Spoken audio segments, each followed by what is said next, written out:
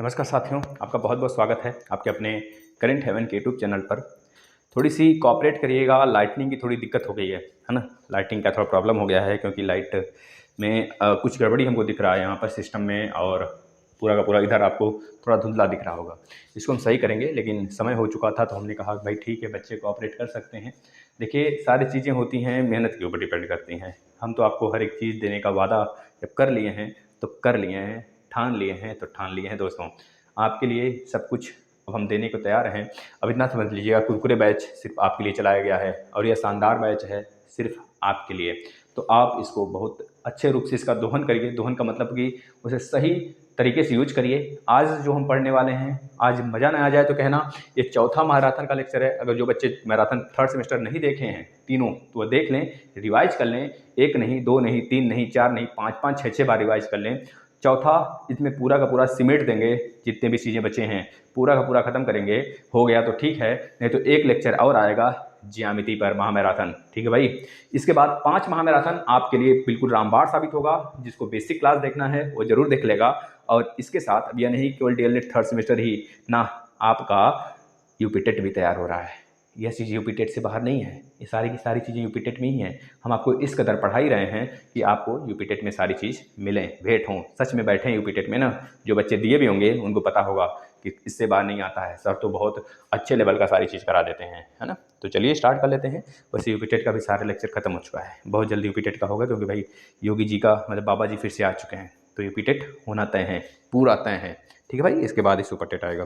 तो चलिए हम स्टार्ट कर लेते हैं। सबसे पहले समांतर माध्य, क्योंकि आपका जो 14 लेक्चर था वो हमने खत्म कर दिया था। 15, 16, 17, 18, 15, 16, 17, 18 नहीं, कितना था, 15, 16, 17, 18, 19, 20। हाँ, 15, 16, 17, 18, 19, 20। आज 6 लेक्चर समाप्त करने वाले हैं। 1 घंटे हमारे साथ बने रहना बस। चलिए, सबसे पहले आज हमको पढ़ना है माध्य क्या होता है। इसको हमने पढ़ाया था 4th सेमेस्टर वाले में, आप आकर देख लेंगे लेक्चर में। माध्य, माध्यिका मतलब मीडियन, मीडियन और बहुलक। तीनों में एक रिलेशन पहले आप बनाकर लिख लेंगे। देखिए, तीनों में एक रिलेशन लिख लेंगे पहले, फिर उसके बाद एक एक को स्टार्ट करते हैं। जो बहुलक होता है, बहुलक बराबर होता है 3 माध्यिका माइनस 2 माध्य होता है। इस बात को कॉपी में नोट कर लीजिएगा, यह यूपी टेट का प्रश्न है और बहुत बार एग्जाम में आया है। अब चलते हैं माध्य के ऊपर। अब हम माध्य, माध्यिका और बहुलक मात्र एक डेफिनेशन से, मतलब एक क्वेश्चन से आपका क्लियर कर देंगे। एक क्वेश्चन लेते हैं, उसके माध्यम से क्लियर कर देंगे। इस बार एक और क्वेश्चन पूछा गया था, किसमें पता है यूपी टेट में क्या पूछा गया था। एक प्रश्न दे दिया गया था, एक सीरीज दे दिया गया था। मान लेते हैं कोई सीरीज 1, 2, 3, 4, 5, 6, 7, 8, 1, 2, 1, 3, 2, 2 है। तो पूछा गया था कि बता दीजिए, अगर हम किसी भी सीरीज के जो कंटिन्यूअसली हो या फिर एक एक करके आ रहे हो या फिर एक एक, मतलब कोई भी सीरीज हो, अगर उसमें से पहले अंक को और दूसरे अंक को हम हटा दें तो किस पे चेंजिंग नहीं देखने को मिल, कौन सी वैल्यू चेंज हो जाएगी, किसमें माध्य में, माध्यिका में, बहुलक में कौन सी वैल्यू चेंज हमको देखने को मिलेगा। आप खुद सोचिए, अगर ये सीरीज इसी तरह लिखा रहने देते तो भैया बहुलक क्या होता, 1, 2, 2, 3 बार, 4 बार आया है। और देखते हैं, एक मान लीजिए, एक बार और एक ला देते हैं हम, इस तरह से ऐसे बना दिए, एक बार और एक ला दिए, ऐसे बना दीजिए, है ना। इस तरह से हमने कर दिया। अब आप खुद देखिए, 2 अगर हटा लें तो बहुलक में हमको चेंजिंग देखने को मिल जाएगा। हो सकता है अगर पहला और दूसरी वैल्यू, अगर यहाँ पे तो लिख दें, पहला और लास्ट का वैल्यू हटा लिया जाए तो हमको क्या देखने को मिलेगा कि जो बहुलक है वह चेंज हो जाएगा। यानी कि जो बहुलक है वह चेंज हो सकता है भाई। कोई हो सकता है ऐसा वैल्यू हो जो कि फर्स्ट में भी दिया हो और लास्ट में भी दिया हो और बीच में भी दिया हो। तो अगर फर्स्ट और लास्ट का हटा दें तो बहुलक यहाँ पे हमको चेंज देखने को मिल सकता है। बहुलक यानी कि जो बहुत बार आता है, बहुलक का मतलब कि बारंबारता जिसकी अधिक होती है वही बहुलक होता है। तो माध्यिका का मतलब होता है, माध्यिका 2 फार्मूला होता है माध्यिका का। एक होता है सम के लिए, एक होता है विषम के लिए। जो सम के लिए होता है, याद रखेंगे, सम के लिए जो होता है वो होता है n/2वां पद, n/2वां पद प्लस में n/2 + 1वां पद, 2 + 1वां पद, यह होता है पूरा के बटे 2 होता है। और विषम के लिए होता है n+1/2वां पद होता है, इस बात को याद रखना है। और माध्य के लिए कोई फार्मूलाज नहीं है। इसमें क्या किया जाता है, जितने सीरीज में जितने नंबर हैं सबको जोड़िए और नंबर ऑफ वैल्यू से भाग दे दीजिए। जैसे बात करें 5, 6, 7, 8 आ गया है तो सबको जोड़िए और डिवाइड बाई 4 कर दीजिए, क्योंकि 4 संख्याएं हैं, इस बात को याद रखना है। इस वजह से माध्य निकालना बहुत आसान हो जाता है, क्योंकि इसमें फर्स्ट और सेकेंड मतलब फर्स्ट और लास्ट लेकर भी डिवाइड कर सकते हैं, और बीच में अगर सम संख्या है तो 6 और 7 को लेकर डिवाइड कर सकते हैं 2 से, तब भी आंसर देखने को मिल जाएगा हमें। तो इस तरह से आप निकाल सकते हैं आराम से इसको। अगर सम संख्या है, परमानेंट मतलब एक कंटिन्यूअस संख्या है, सम संख्या हो, विषम संख्या हो, तो इस प्रकार से प्रश्न बनते हैं इसमें। तो चलिए एक हम प्रश्न लेते हैं, उसमें माध्य माध्यिका बहुलक क्लियर कर देते हैं। यह लेकिन चीज़ें याद रखिएगा, यह भी प्रश्न आया था यूपी टेट में, और यह भी प्रश्न जो 2020 में 28 वाला था, 28 नवंबर वाला था, उसमें जो पेपर कैंसिल हो गया था उसमें पूछा गया था, और यह तो इस बार वाला था जो हमने कराया भी था। भैया यूपी टेट 2022 की तैयारी करनी है तो भैया मन से, तन से, लगन से सारी क्लास जो दे दिया गया है यूपी टेट का आकर देख लीजिए। फिर से हम करेंगे, मैं हमारा मैराथन शुरू करेंगे यूपी टेट सी टेट के लिए। जैसे डीएलएड खत्म हो जाता है आपका फर्स्ट सेमेस्टर का पूरा, तो एक महीने, इस महीने में लास्ट तक खत्म हो जाएगा हमारे, पूरा आशा यही है ना पूरा, क्योंकि मैथ खत्म ही होने वाला है फोर्थ सेमेस्टर का। साइंस खत्म शुरुआत कर देंगे, मात्र 10-15 दिन में साइंस फर्स्ट सेमेस्टर का और फोर्थ सेमेस्टर का खत्म हो जाएगा। इसके बाद अगला सब कुछ चलता रहेगा। चलिए एक प्रश्न लेते हैं दोस्तों, एक प्रश्न लेते हैं। देखिए सबसे पहला क्वेश्चन जो इसमें दिया गया है, आपको दिया गया है क्वेश्चन कक्षा 6 के 10, नहीं तो एक क्वेश्चन से पहले समझ लेते हैं सब। मान लीजिए 1 है, 2 है, 3 है, 4 है, 5 है, 6 है, 7 है, एक और ले लेते हैं 8। इसमें आपको बताना है, पहले तो एक 3 और ले लेते हैं इस प्रकार से बहुलक। सबसे पहले बताना है बहुलक, बताना है बहुलक बताना है, और दूसरे नंबर पर आपको बताना है माध्य बताना है, और तीसरे नंबर पर आपको बताना है माध्यिका। ये तीनों चीज़ आपको इसमें बताना है। ध्यान से देखिए और क्लियर कर लीजिए। देखिए बहुलक तो निकालना बहुत आसान होता है, मतलब बारंबारता जिसकी अधिक होती है वो बहुलक हो जाता है। मतलब 3 हमारा यहाँ पे बहुलक होगा, यानी मॉड होगा, यानी कि माध्य। मित्र बस कॉपरेट करिए, लास्ट तक बने रहिए। जो बच्चे बीच में छोड़कर आके चले जा रहे हैं ना, प्लीज़ उनसे रिक्वेस्ट है कि लास्ट तक बने रहिए, तब जाकर सेशन का मज़ा मिलता है। सच बताएं ना, बिना मेहनत के कुछ नहीं मिलने वाला है। अगर आप चाहते हो बिना देखे हम बहुत कुछ हासिल कर लें, या फिर हमें आ रहा है यह चीज़ तो हम बिना देखे पास हो जाएंगे, तो मित्र समझ लेना बहुत भयावह स्थिति हो जाएगी अगर इस बार बैक लगा तो। जितना झेल रहे हो ना उतना उससे बहुत ही ज़्यादा झेलना पड़ेगा। अगर यही मित्र आपके फिर से पास हो गए तो समझ लेना आपकी डिग्री 5 साल की 2025 में क्लियर करेंगे। फिर आप इस चीज़ को याद रखिएगा। 3 और 3 यानी बहुलक क्या होगा, 3 होगा। लेकिन माध्यिका निकालना हुआ तो माध्यिका के लिए हम क्या करेंगे, सबसे पहले सबको एक तरह से हमको किसमें बदलना है, असेंडिंग ऑर्डर में, मतलब बढ़ते हुए क्रम में। तो बढ़ते हुए क्रम में तो है ही, लेकिन 3 को भी लगा लेते हैं। तो लिख लीजिए बढ़ते हुए क्रम में 1, 2, ये वाला 3 इसके साथ आ जाएगा, 3, 3, 4, 5, 6, 7, 8। सबसे पहले सीरीज को बढ़ते हुए क्रम में लगा लेंगे, किस लिए, माध्यिका निकालने के लिए। माध्यिका को इंग्लिश में क्या कहते हैं, मीडियन कहते हैं। तो याद रखना, अब हम काउंट करेंगे कितने पद हैं। तो 1, 2, 3, 4, 5, 6, 7, 8, 9 पद हैं। 9 पद हैं तो 1, 2, 3, 4, 1, 2, 3, 4 छोड़ेंगे, यही हमारा माध्यिका हो जाएगा दोस्तों। इसको कहते हैं माध्यिका। माध्यिका क्या हो गया, 4 हो गया। लेकिन आपको फार्मूला बताया गया है, फार्मूले से भी निकालते हैं। जब विषम पद है तो याद रखेंगे, जब विषम पद है तो हमने बताया था n+1/2, यानी कि n की वैल्यू कितनी है 9 + 1/2 वां पद, यानी कि 10/2 वां पद, यानी कि 5वां पद। 5वां पद क्या है, 1, 2, 3, 4, 5, 4 आपका क्या होगा, माध्यिका होगा। माध्य के लिए हमने क्या बताया, सबको जोड़ना पड़ेगा। 2, 1, 3, 3, 3, 6, 3, 9, 9, 1, 10, 10, 3, 13, 13, 5, 18, 18, 2, 20, 4, 24, 24 और 36, 31, 31 और 8, 39/के 1, 2, 3, 4, 5, 6, 7, 8, 9, 9 कर देंगे। अब इसको काट लीजिए 9 एकम 9, 9 तिक 27, 9 चौको 36, 9 चौको 36, दशमलव कितना बचा, 3 बचा। तो 30, 9 के 9, 9 तिक 27, कितना बचा, 3 बचा। फिर 9 तिक 27 यानी 4.33 आपका माध्य हो जाएगा। इस तरह से निकालते हैं माध्य और माध्यिका। बताइए भैया और बहनी समझ में आया कि नहीं समझ में आया, ऐसे निकालते हैं दोस्तों। चलिए अगले प्रश्नों की तरफ चलते हैं। एक प्रश्न दिया है, उसको किया जाए फटाफट, सारे प्रश्न शुरू करेंगे। यह तो मात्र समझाने भर था, इतना समझ में आ गया हो तो आ गए, आपकी जो राह होगी बहुत आसान हो। एक होता है परिसर, मतलब रेंज होता है, रेंज अभी देख लेते हैं। देखिए पहले इस प्रश्न को करेंगे, सभी प्रश्न जो करेंगे। कक्षा 6 के 10 विद्यार्थियों के भार, कक्षा 6 के 10 विद्यार्थियों के भार, 10 विद्यार्थियों के भार जो हैं क्रमशः 57, 43, 41, 39, 53, 49, 46, 45 और 41 किलोग्राम है। सब कुछ किलोग्राम में है, सब किलोग्राम है। तो इनके भार का समांतर माध्य ज्ञात करें। तो इनके भार का समांतर माध्य ज्ञात करें। समांतर माध्य ज्ञात करें। देखिए ना ही माध्यिका पूछा है, ना ही बहुलक पूछा है, माध्य पूछा है, तो ना ही हमको क्रम से सजाने की जरूरत है, कुछ नहीं करने की जरूरत है, सीधे ऐड कर दीजिए।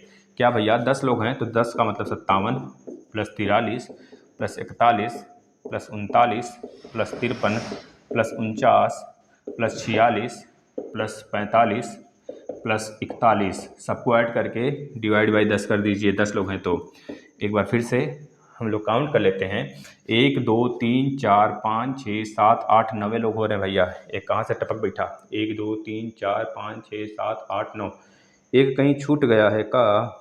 1 2 3 4 5 6 7 8 9 10 लोग भैया। क्या छूटा है, 57, 43, 41, 39, 53, 49, 46, इसके बाद 45, 41, अच्छा 46 दो बार है, एक और 46 है दोस्त, है ना। तो 46 एक और इसमें ऐड कर लेते हैं हम लोग, 10 हो गया ना। अब सबको ऐड करते हैं। ऐड करने का सबसे शानदार तरीका कि हम जो पहले यह वाला वैल्यू है 4 4 8 4 12 4 16 16 5 21 और 3 24 24 और 4 28 28 4 32 32 5 37 37 3 40 से 41, यानी 410 हो गया। कितना हो गया, 410 हो गया। अब इसको जोड़ लीजिए, 6 6 12 1 13 13 3 16 16 1 17 17 और 3 20 20 6 26 26 और 3 39 29 26 3 29, फिर से जोड़ लो भैया। 6 6 12 1 13 3 16 16 और 6 6 12 1 13, हाँ सही तो है, 13 3 16 16 1 17 17 1 कितना हो गया, 17 3 हो गया 20 20 6 26 और 26 और 3 29 29 31 8 38 38 और 2 40 4 44 44 1 45 5 50 50 को इसमें ऐड कर देंगे तो आ जाएगा इतना बटे के 10, यानी कि एक 410 प्लस 50 यानी कि 460 बटे के 10 यानी कि 46 आपका राइट आंसर होगा। मतलब जो एवरेज होगा, समांतर माध्य होगा, वो कितना आएगा, 46 आएगा। सभी का आ गया भैया, बहुत सही है मेरे प्यारे मित्रों। अब हम एक प्रश्न लगाते हैं समांतर माध्य वाला, जिस प्रकार से बारंबारता दिया रहता है वैसा। इसके बाद हम चलेंगे अपने किस पर भैया, मेंसुरेशन पर। सारा फार्मूला छपवा देंगे अभी का अभी, फिर क्वेश्चन भी करवाएंगे। पद, एक तरफ पद दिया है और एक तरफ बारंबारता दिया है, बारंबारता, और दूसरी तरफ याद रखेंगे इसको अगर यक्स माना गया है, इसे एफ माना गया है, तो आपसे क्या पूछा है, आप बताना है समांतर माध्य बताइएगा। यहाँ पर जो आता है वह यक्स इंटू एफ आता है, इस बात को गौर करेंगे। क्या क्या दिया है भैया, पहला 4 दिया है और यहाँ पे 3 है एफ की वैल्यू, और यहाँ पे 6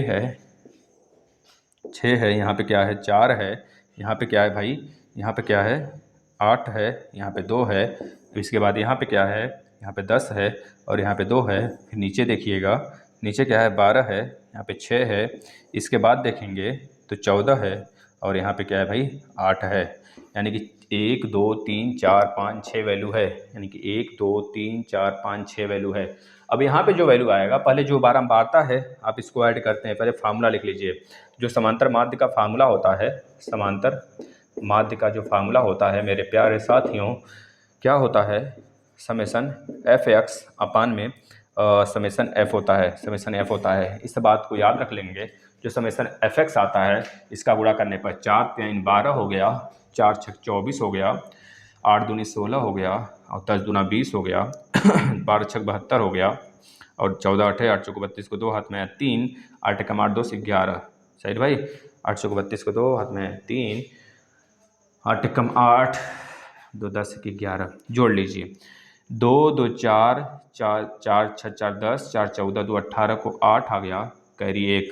इसको जोड़ रहे हैं तो ये एफ एक्स आ रहा है, एक्स एफ आ रहा है। कितना आ रहा है, 2 2 4 6 4 10 4 14 2 4 2 6 6 6 12 2 16 2 18 को 8 आ गया, कैरी 1 1 1 2 2 2 4 1 5 5 2 7 7 14 1 15 को 5 हाथ में 1 1 1 2 258 आ गया एफ एक्स की वैल्यू।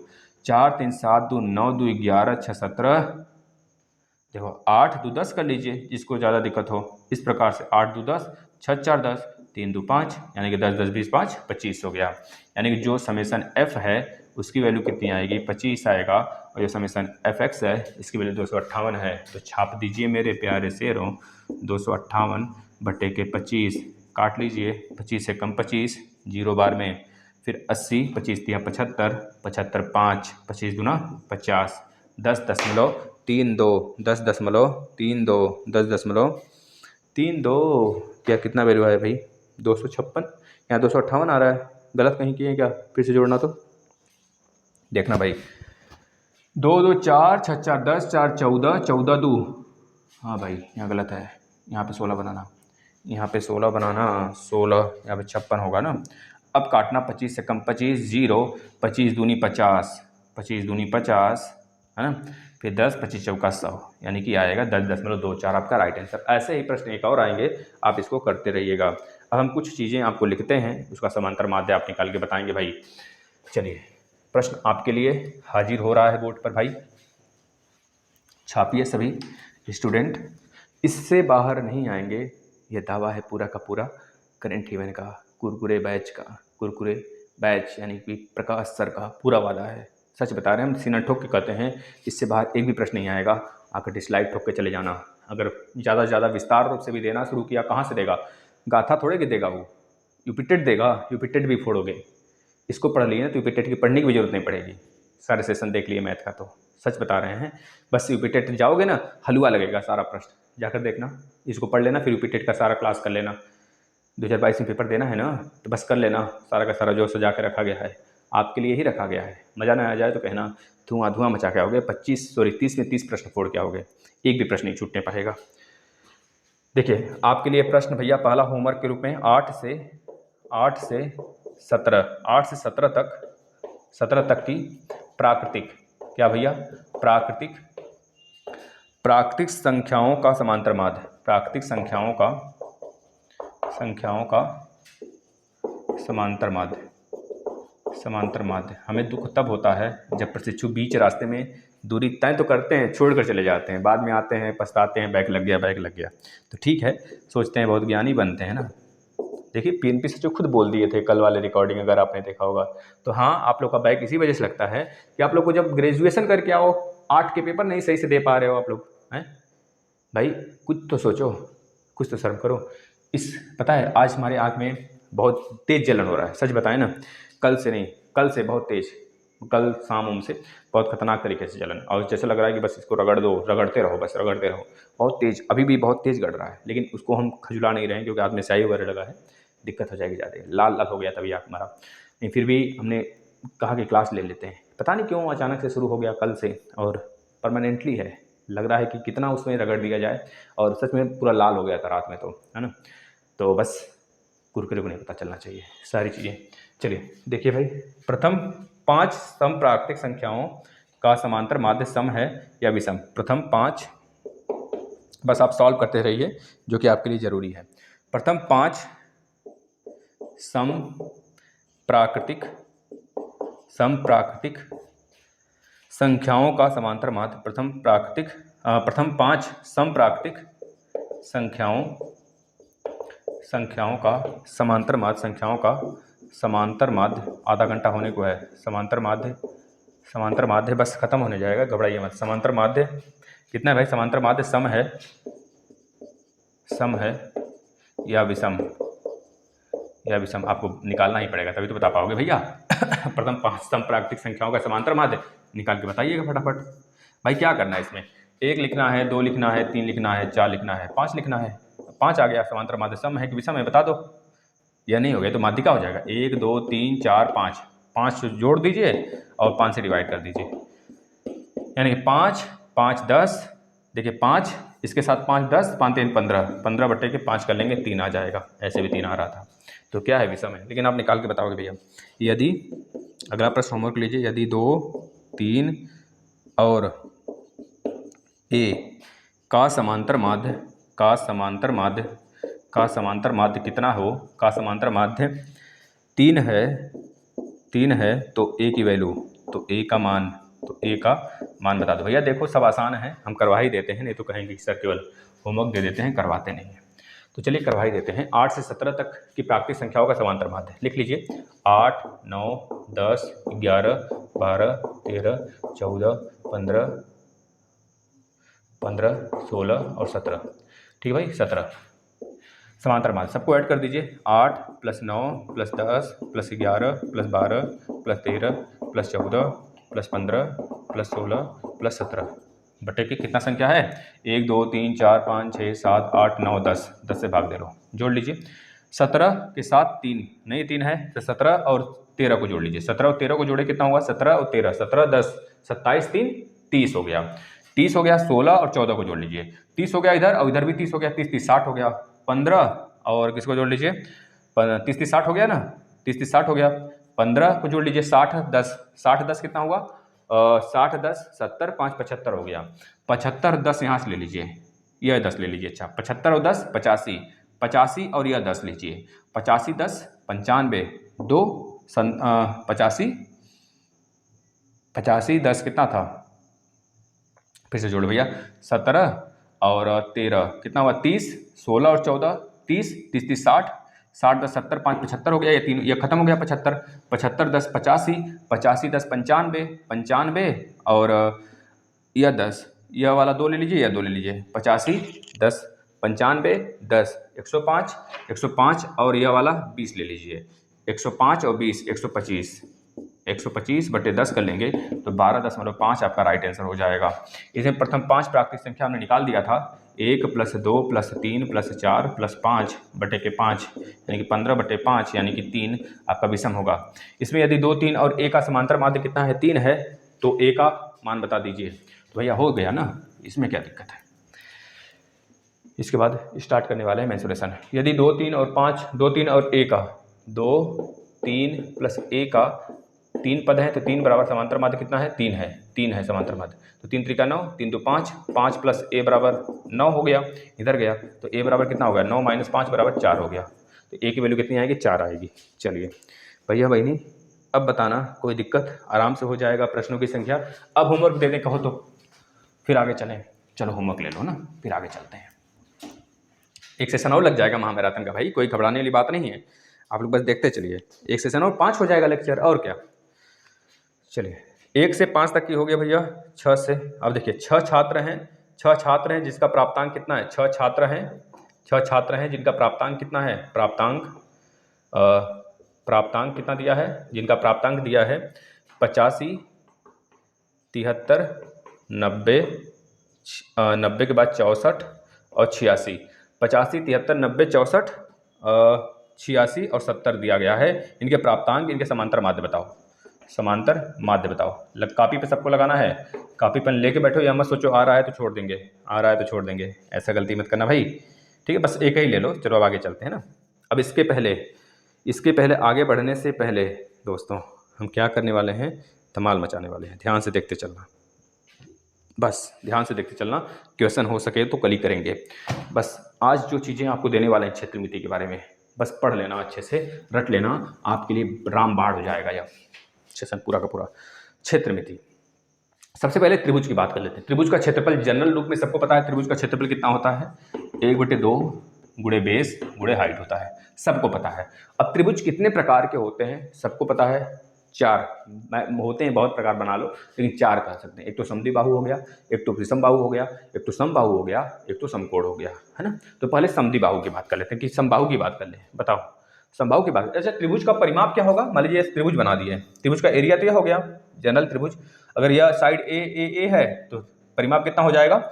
3 गुणे भुजा, 3 गुणे भुजा हो गया। लेकिन इसमें भुजा भुजा प्लस भुजा प्लस भुजा, भुजा प्लस भुजा प्लस भुजा प्लस भुजा, 3 बार भुजा कर लेंगे तो यह परिमाप आ जाएगा। परिमाप का मतलब क्या? सबको चारों तरफ का जोड़ दीजिए, है ना। हम 2D और 3D सब खत्म करेंगे अभी कभी। 2D का मतलब जिसे हम बोर्ड पे बना सकें, मतलब प्लेन पे बनाया जा सके। 3D का मतलब जिसे हम प्लेन पे नहीं बना सकते हैं, जैसे शंकु हो गया, बेलन हो गया, गोला हो गया, ये सारी चीज़ें, घन हो गया, घनाभ हो गया, है ना। अब चलते हैं सबसे पहले त्रिभुज। कौन सा सबसे पहला त्रिभुज ले भैया? हम ले लेते हैं विषमबाहु। कौन सा? सॉरी, समद्विबाहु ले लेते हैं। समद्विबाहु, समद्विबाहु डायरेक्ट आप रट लेंगे इसका क्या, सब कुछ डायरेक्ट रटा देंगे। हम डेरिवेशन नहीं करा रहे हैं, डायरेक्ट रटा रहे हैं, रट लेना बस। A B. अगर पूछा जाए इसका एरिया बता दीजिए, तो एरिया बताने के लिए आप क्या करेंगे?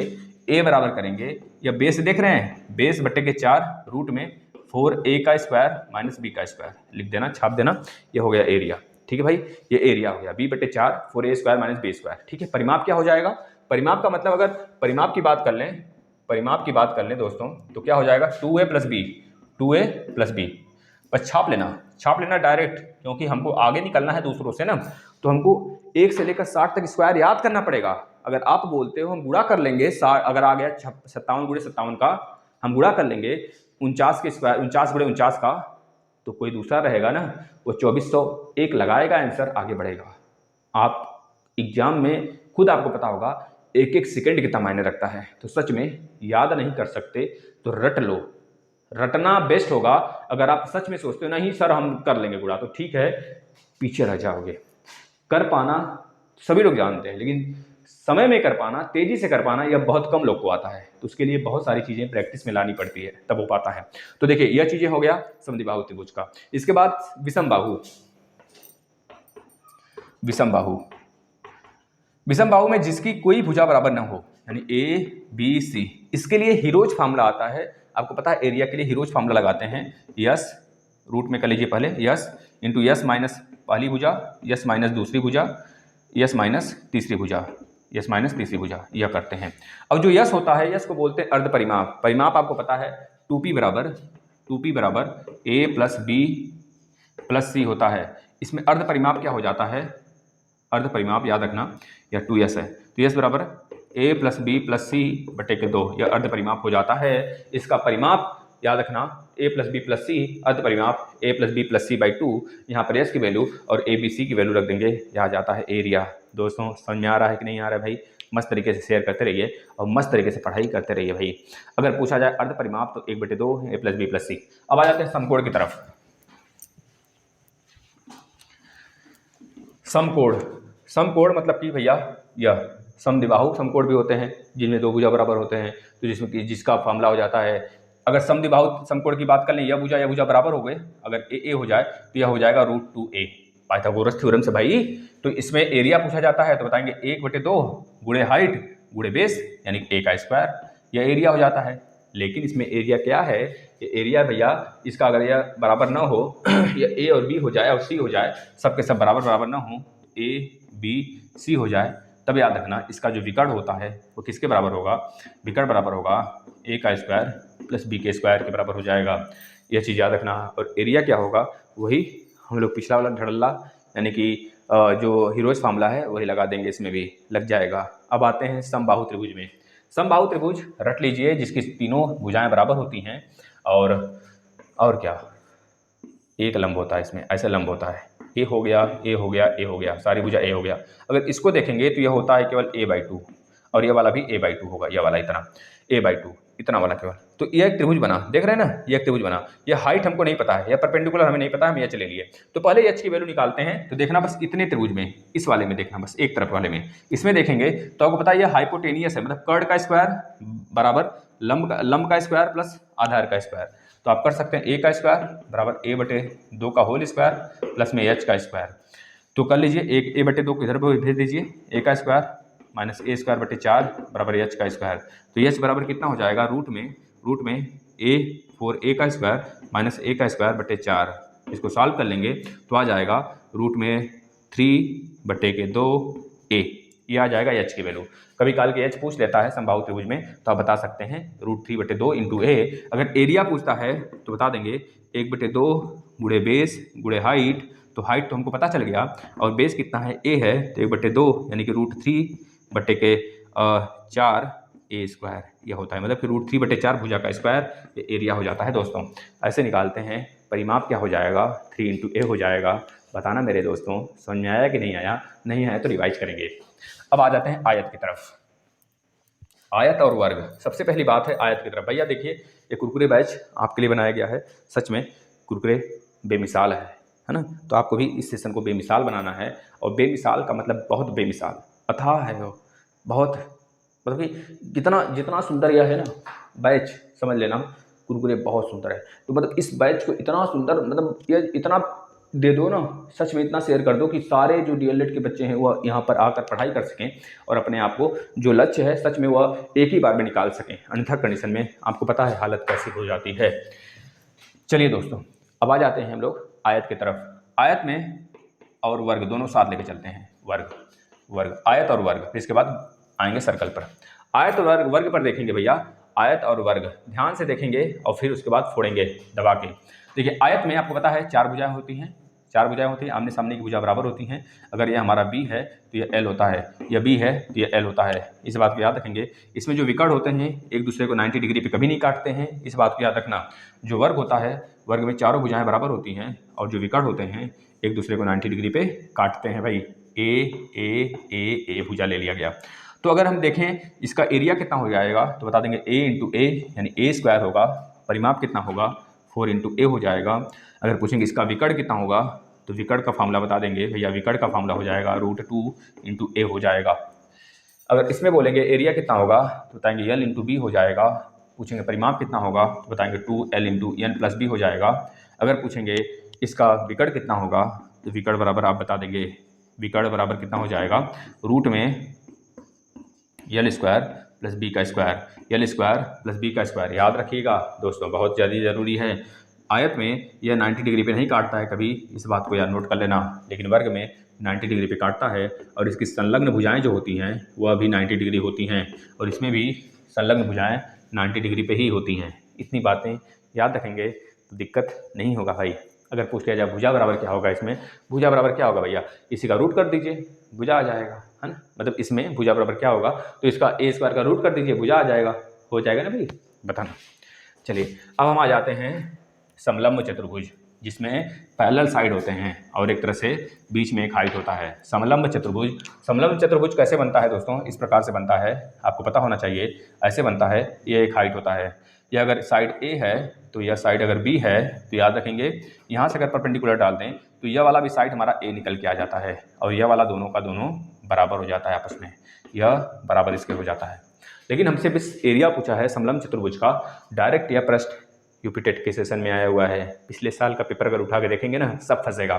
तो इसका एरिया कितना होगा समलंब चतुर्भुज का, यानी ट्रेपेजियम बोलते हैं इसे, तो a प्लस बी यानी पैरेलल साइड का योग बटे के 2 इंटू एच यह हो जाता है। इस बात को याद रख लेंगे, ये बहुत बार पूछा गया है। लेकिन अगर पूछता है परिमाप बताइए तो हो सकता है यह वैल्यू आपको निकालने के लिए दे दे, तो यह वाला वैल्यू, यह वाला वैल्यू, यह वाला वैल्यू, यह वाला वैल्यू सब जोड़ देंगे, निकल जाएगा भाई, क्योंकि हाइट भी पता है और यह दूरी भी पता है, तो निकाल देंगे भैया हाइपोटेनियस इधर का भी बराबर हो जाएगा, जोड़ देंगे सारा साइड तो निकल के आ जाएगा परिमाप बचवा। चलते हैं आगे।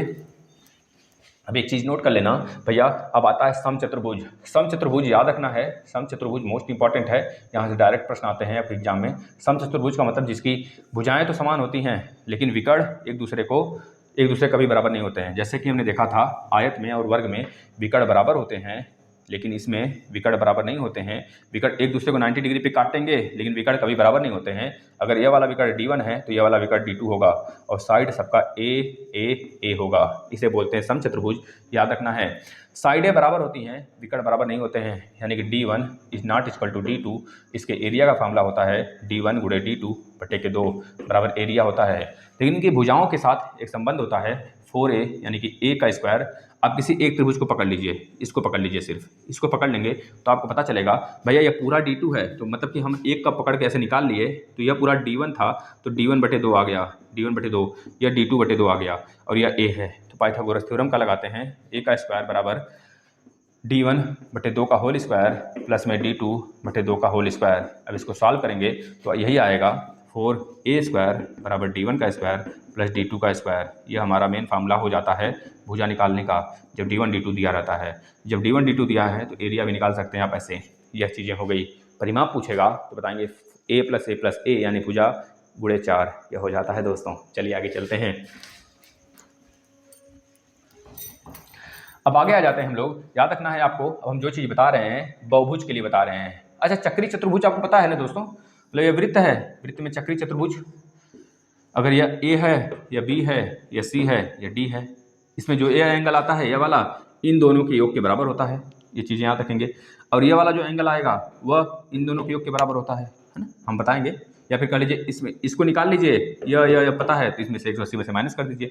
लेकिन चक्री चतुर्भुज में जो A एंगल है और एंगल D है, angle A plus angle D आमने सामने का, वो 180 डिग्री के बराबर होता है। एंगल B बराबर एंगल C जो होता है, angle B plus angle C बराबर जो होता है वो भी 180 डिग्री के बराबर होता है। क्योंकि चक्री चतुर्भुज में, किसी भी चतुर्भुज में चारों भुजाओं का एंगल कितना होता है, 360 डिग्री होता है। चलिए अब हम एक बहुभुज फार्मूला की तरफ बढ़ते हैं। बहुभुज फार्मूला याद रखना है, n भुजा वाले चतुर्भुज का अंतःकोणों का योग कितना होता है। n भुजा वाले, लिख लीजिए, n भुजा वाले चतुर्भुज के अंतःकोणों का योग का फार्मूला होता है, लिख लेंगे n-2 इंटू 180 डिग्री होता है। n भुजा वाले अंतःकोणों का, जैसे बोल दें कि 4 या 5 भुजा है, मान लीजिए ये 5 भुजा वाले, ये 5 भुजा वाली आकृति है, तो इसमें जो अंतःकोण है इन सब का योग बता दो, तो आप बता लेंगे कितने 5 भुजा है, तो 5 - 2 गुणे 180, यानी कि 5 में से 2 गया 3, 3 गुणे 180 यानी 18 × 54, 54 हो गया 540। भैया समय ज़्यादा हो रहा है, हमको थोड़ा तेज बढ़ना पड़ेगा, नहीं तो यह खत्म हो जाएगा। हो सकता है कल 3D पढ़ेंगे। चलिए आज 2D खत्म कर लें, कल 3D खत्म कर लेंगे, ठीक है। चलिए समबाहुभुज के प्रत्येक अंतःकोणों का योग, यह तो था n भुजा वाले समचतुर्भुज के अंतःकोणों का योग। लेकिन अगर समबाहुभुज की बात करता है, समान भुजा यानी खटभुज में ऐसे, मतलब खटभुज में क्या हो, इस प्रकार का, ऐसे ऐसे ऐसे ऐसे आ जाए, यह समबाहुभुज है। समान भुजा, यह सब बराबर बराबर है, तो ऐसे कोणों में क्या करेंगे, समबाहुभुज वाले में क्या करेंगे, कौन सा फॉर्मूला लगाएंगे, n-2/2 गुणे 180। इस बात को याद रखना है समबाहुभुज में, है ना। अब इसके बाद अगर पूछा जाए n बहुभुज वाले चतुर्भुज में विकर्णों की संख्या कैसे निकालेंगे, तो याद रखना n इंटू n-3/2। याद रखना, जैसे बात करें ये आपका 4 भुजा है, इसमें विकर्णों की संख्या कैसे निकालेंगे, भुजा कितने हैं, 4 हैं, तो n के पहले बेस 4, 4 - 3/2, 2 दूनी 4 यानी कि आ गया 2।